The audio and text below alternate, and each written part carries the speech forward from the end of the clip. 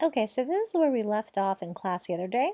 And I just want to do a brief audio to finish it up so we can stay on track. Okay, so when it comes to sexual abuse of adolescents, the context and relationship that adolescent has to the offender is important. So when it comes to research from your book, 40% of respondents were um, faced sexual abuse within an intimate relationship, so the majority of which were within an actual intimate relationship. 36% of those who were sexually abused faced sexual assault at a party or a social gathering. 17% were abused by an authority figure. And of course, within that relationship to the offender, 42% of them were a friend or acquaintance, 39% a partner or ex-partner, 13% a stranger or someone they just met, or 10% other, like a relative or authority figure. So it's actually quite common that someone that is a friend or acquaintance is the person that's most likely to sexually assault another person. Again, when it comes to prevalence, this is relatively unknown, though there is a strong correlation between teen mothers and homes with intimate partner violence. Research has shown that. Also, a relationship with physical or sexual violence, poverty, low educational attainments of the parents and the children. So the US has more teen mothers than any other post-industrial society.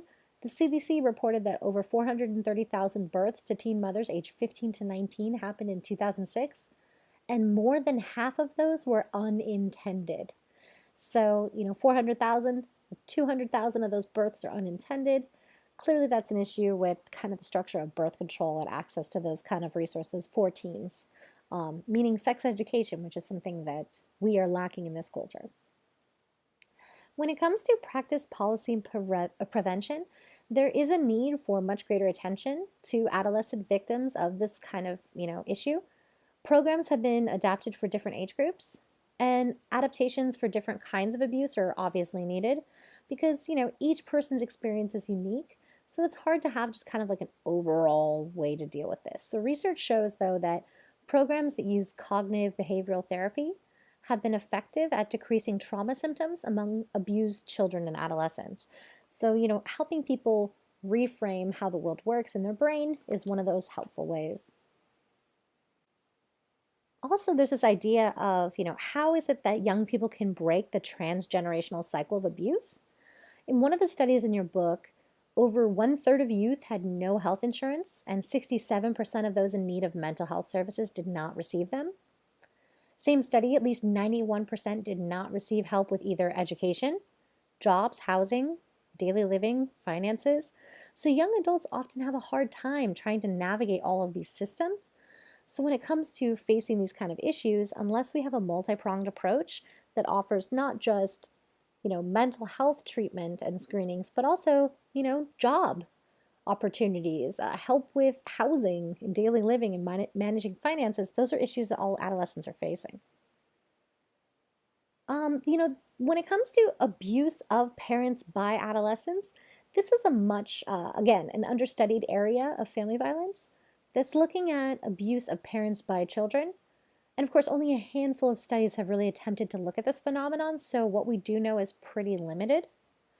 But when it comes to non-fatal abuse of parents, which is just, parent abuse is basically any act perpetrated by a child or adolescent that inflicts injury on their parent, such as threatening acts or even acts that seek to gain control of the parent. So this could be hitting them, but this could also be stealing from them, right? And again, prevalence super unknown, right? One issue is that parents are obviously hesitant to report these crimes because they might not want to let people know it's happening, as it counters societal assumptions of the hierarchy in the home where they're supposed to be in charge, right? But it also may be a reluctance to have their children charged for crimes, right? Meaning, like, not a lot of people are going to take their kids to the police station. So also, though, police are likely to dismiss these incidents as teens being teens. So that's another issue too when it comes to, the underreporting and the unknown prevalence. As far as risk factors for adolescent two-parent abuse, single parents are more at risk, of course, than parents that have partners within the home. When it comes to gender, males more frequently use physical aggression against a parent than females. But other factors include the greater size of adolescents, right? So adolescents are bigger than kids, so obviously they can inflict more damage. Another factor, race-wise, is being white.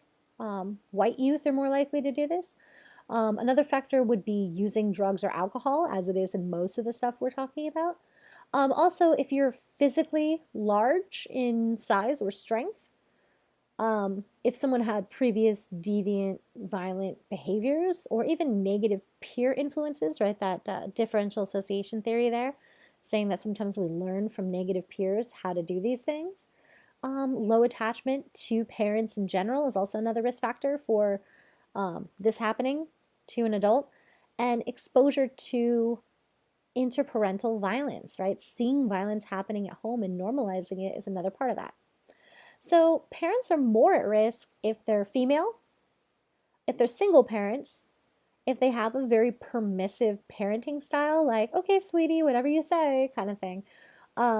If they are in middle to higher socioeconomic status, so this kind of goes against a lot of our assumptions that violence is a strict relationship to poverty, as most, a lot of parents that are in the middle or upper classes are going to be more hesitant to call the cops on their child. And of course, high family stress levels also contribute to that as well. All right, so when it comes to parricide, filicide, and siblicide, those are just murder of family members. Just different names for it, basically. So murder of family members is a very rare event that accounts for less than 2% of homicides. Though, asterisk, I feel like I have to add there, is the fact that sometimes the way that police categorize these crimes is not often as parricide, filicide, or siblicide, or familicide, meaning that it's just recorded as a homicide. And so it doesn't necessarily, maybe we don't have the right understandings of these things because of that. Anyway, so parricide is the killing of one's parents, right? Like, I know they're making a made-for-TV kind of thing of the Menendez brothers. They're going to do like a Law and Order special, specifically on the Menendez brothers, which I'm going to watch that for sure. But anyway, that would be like a very high-profile, famous case of parricide, where they claim that they had to kill their parents because of the abuse that they were facing. But of course, they stood to inherit quite a bit of money, so I'm really interested in see how Law and Order takes that on. But anyway, and then getting into some more of the definitional terms.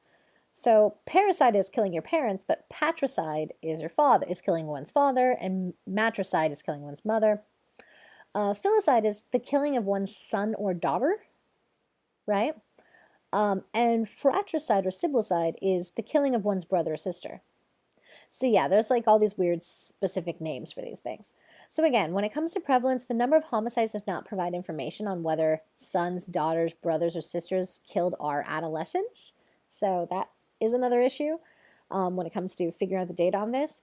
But when it comes to matricide, most mothers are killed by their adult sons. There are 3 types of offenders when it comes to these things. The first are people that were severely abused adolescents who think it's the only way to end the abuse.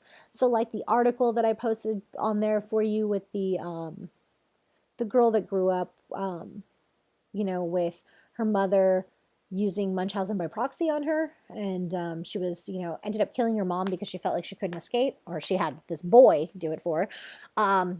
The article's on there for you, but I know they recently made a film about it.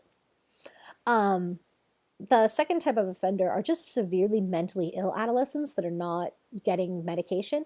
As you've noticed, a lot of the high-profile mass shootings, they do encounter a lot of these severely mental ill adolescents, but they often kill their family first, or like their mom or something like that. If you notice, a lot of those, like the Newtown murders or like things like that, you often see a lot of situations where they first kill their parents or they first kill their mother and then commit these kind of acts. And the third are just dangerously antisocial adolescents, right? So when explaining adolescent to caregiver abuse, what we know is that Often this abuse happens when either the parent has previously sexually or physically abused the adolescent, meaning the adolescent sees it as like a retribution or revenge for horrible treatment that they've faced at the hands of their parents.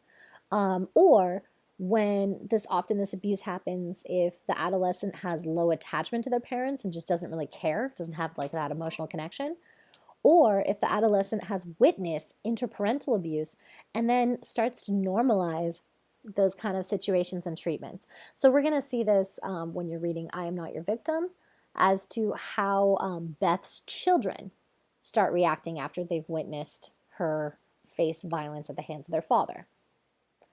So when it comes to sibling abuse, this emerged in the 80s as an issue. Before that, it wasn't really considered a social problem, right? People really questioned whether sibling abuse was just normal, like that siblings fighting and using aggression between them, even to this day is rarely defined as family violence. So when it comes to definitions, again, definitions are very important as to how these things are litigated. The definition of sibling abuse is just physical, emotional, psychological, or sexual abuse of a brother or sister.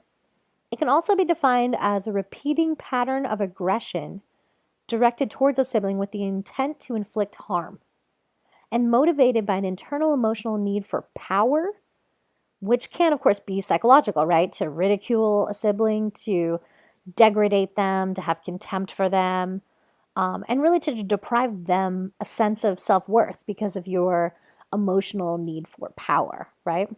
So when it comes to the criteria for sibling abuse, where do we draw the line between normal sibling aggression and the behaviors that are damaging and abusive? Again, often we look at the extent, such as the power disparity between siblings, the frequency and duration of the abuse, and the elements of pressure or secrecy that one sibling might put on another, right? This idea of like, if you tell mom, this kind of thing. That obviously usually points towards issues that can be clearly defined as abuse. Also, though, there are developmental appropriateness, meaning that, we have to see sexual behaviors critically and evaluate them based on our shared social values of what constitutes normal sex play. So the idea that you might see a sibling nude, right, that doesn't necessarily mean that you've been sexually abused, right? That's something that happens because you share a house with a bathroom, right? But of course, this idea that children tend to experiment sexually when they're trying to understand their identities and siblings happen to be present means that the prevalence and likelihood of that kind of sexual abuse is much higher. So, the type of parental intervention also matters, meaning that parents who do not seem to see a problem with siblings hitting each other or, acting aggressively towards each other or respond with indifference end up being kind of complicit, meaning letting the abuse happen, so that tends to escalate. When it comes to attitudes towards sibling abuse, in general, our culture accepts abusive behaviors between siblings. And studies in your book show that men are significantly more accepting of sibling abuse than women.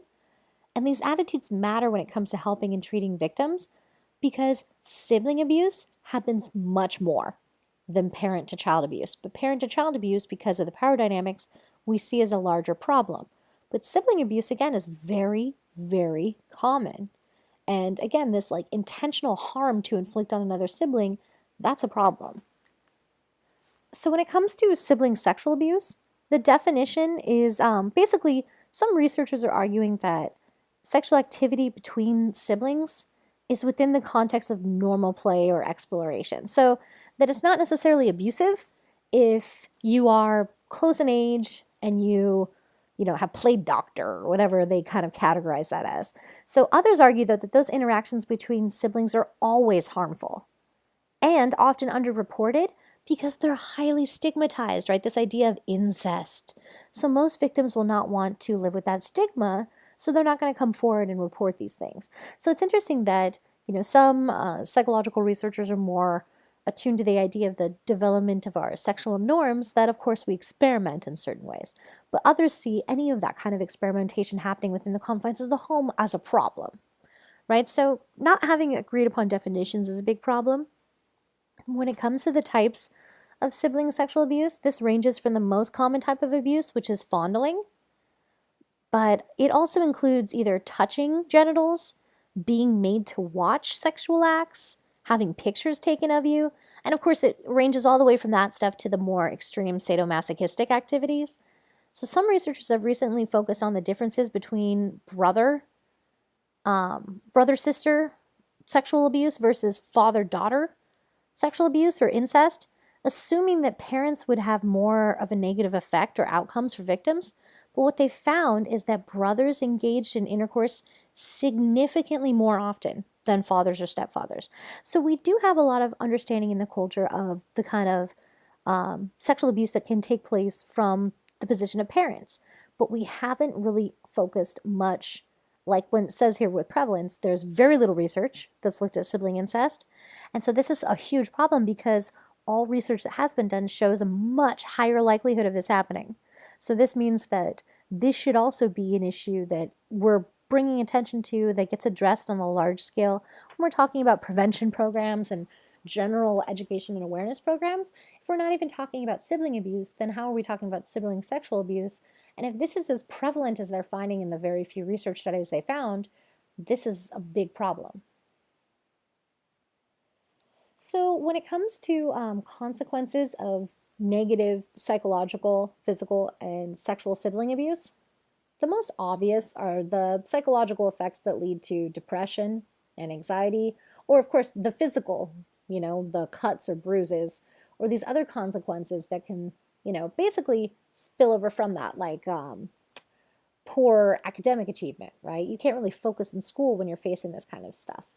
So spillover is, again, the effects that abuse has on the family and professionals who interact with those victims. So if you're working in an industry where you want to help these young kids that have been affected negatively, that means that sometimes just dealing with them, hearing their stories, going through this kind of stuff with them, it causes its own kind of like vicarious or what they call secondary trauma, which, means that sometimes, um, you know, people just by hearing the divulgence of these stories are affected, but also those people who live in the family that weren't necessarily the one being abused could also be secondary victims.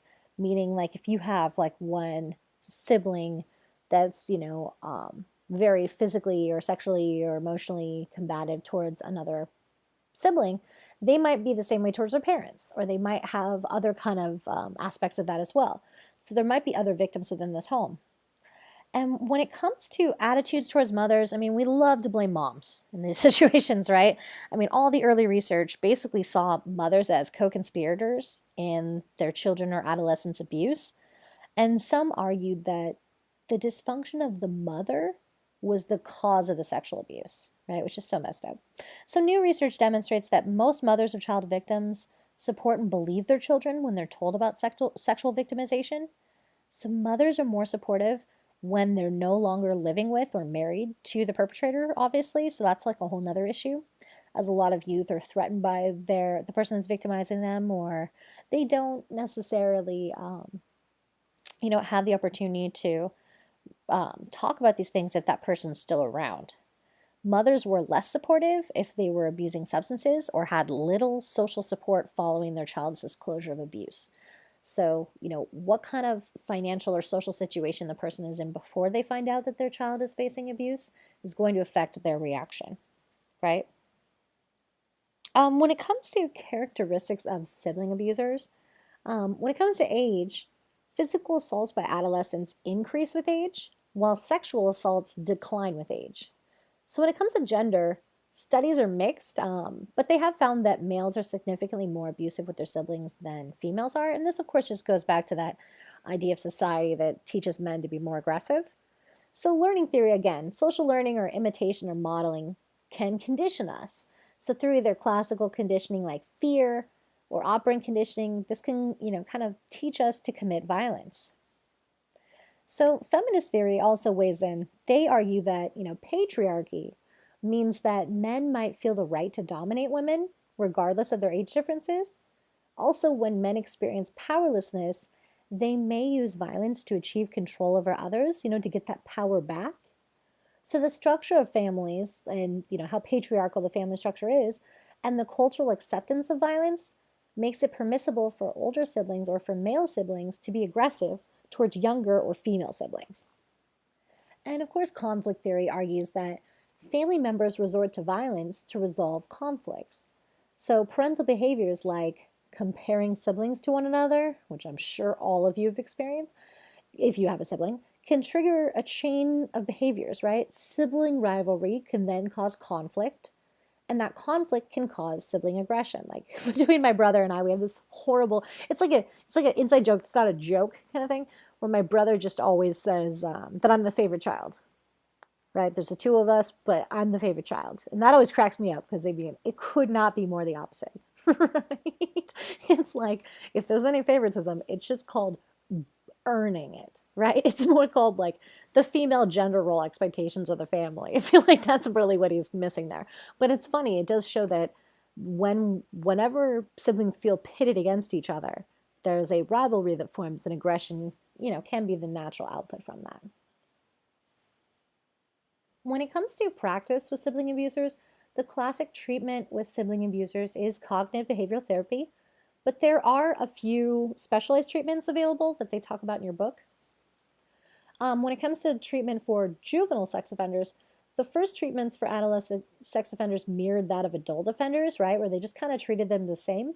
But now there's other options that are used to treat adolescents, such as, again, cognitive behavioral therapy, where if you have learned inappropriate behaviors, logically you can unlearn and learn appropriate behaviors instead. And that's really what the goal is of cognitive behavioral therapy.